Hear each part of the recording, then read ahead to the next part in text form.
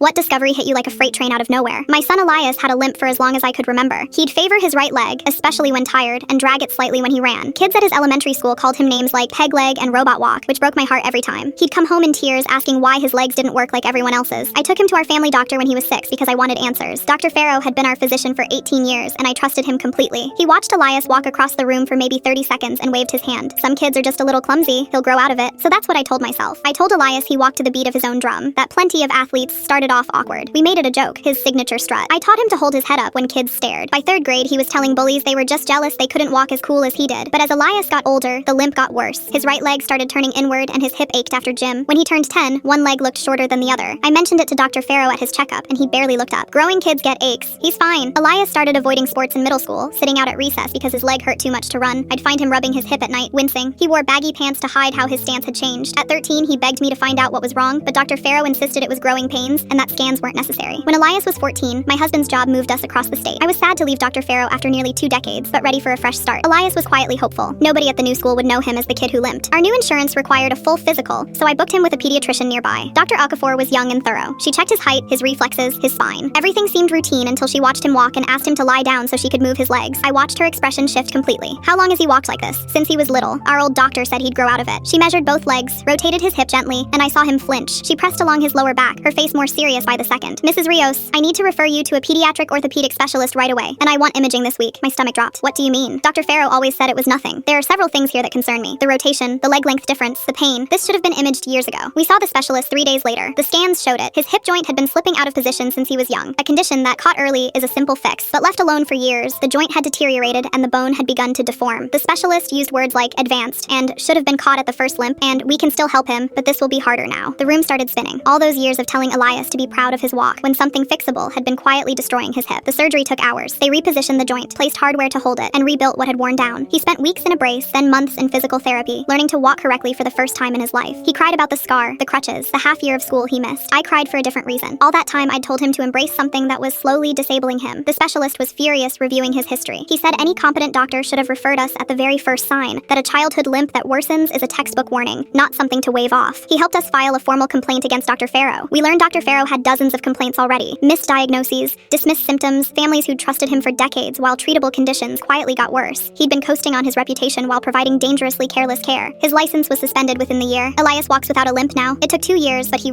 actually runs, for the first time in his life. He joined the track team last spring. He's not fast, and he doesn't care. Sometimes I catch him just walking across a room, steady and even, and I have to look away so he doesn't see me tear up. I'll never forgive myself for teaching him to be proud of the thing that was hurting him, but I'll spend the rest of my life grateful for the doctor who looked twice.